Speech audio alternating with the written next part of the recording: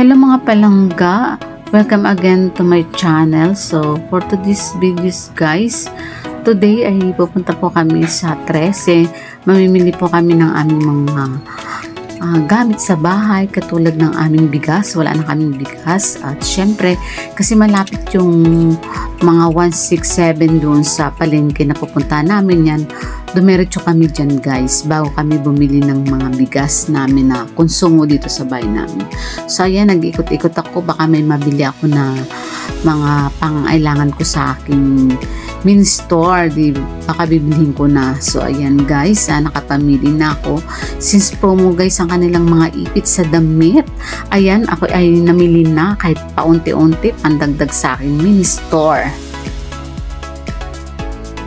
Alam niyo mga palangga, kapag every time na pupunta kami sa mga DB Mart, sa mga Bonus, sa mga 167, ayan kasi parang Divisoria Mall yan guys, ang style ng mga pamilihan na yan. So mga mura na, very affordable at saka maganda rin quality din yung kanilang mga items dyan. So since na mura guys, napapabili talaga ako kahit pailan-ilan lang para pandagdag sa aking paninda dito sa aking mini store. Ayan, katulad yan guys, yan iniwan ko muna yan dyan sa ilalim ng lamesa kasi nga puno na siya. So ayan, diretso uli ako doon sa taas. So ayan, pagdating ko dyan sa taas guys, ako yung namangha kasi maghahaliwi na sa kanilang sa kanilang mall.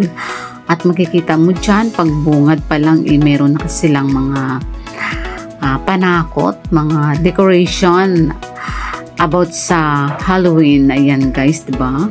Ayan, syempre nag-aura-aura ako dyan.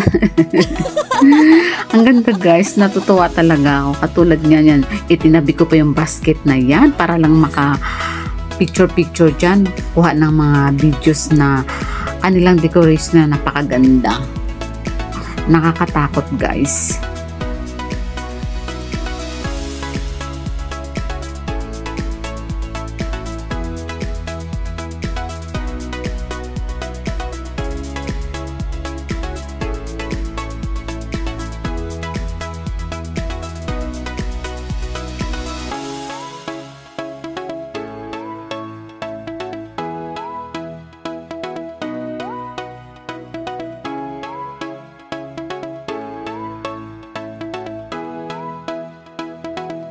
At dahil sa mga decoration nilang maganda guys, ayan, syempre ako'y namili na din at ako'y bumili na din ng panakot na yan dyan sa 167 na yan.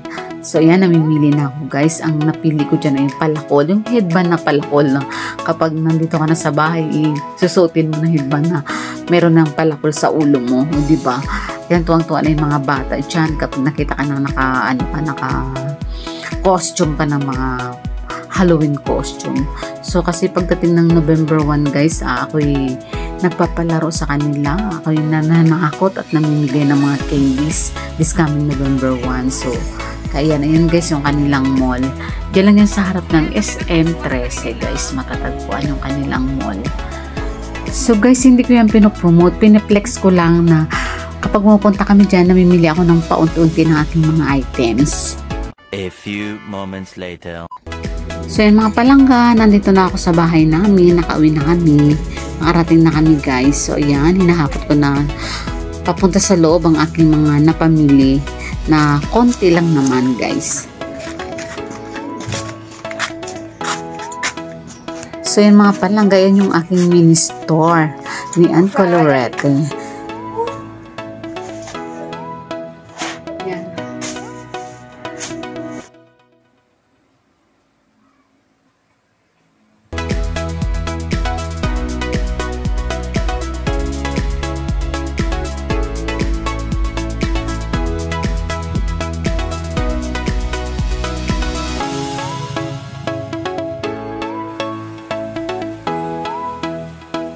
Organic rice.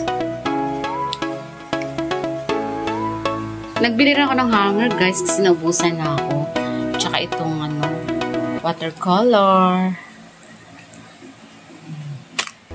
Bili rin ako ng mga toothbrush. Meron pa akong ilang dosen ng toothbrush. Wala mo. Ito mga promo yan, mga pinamili natin.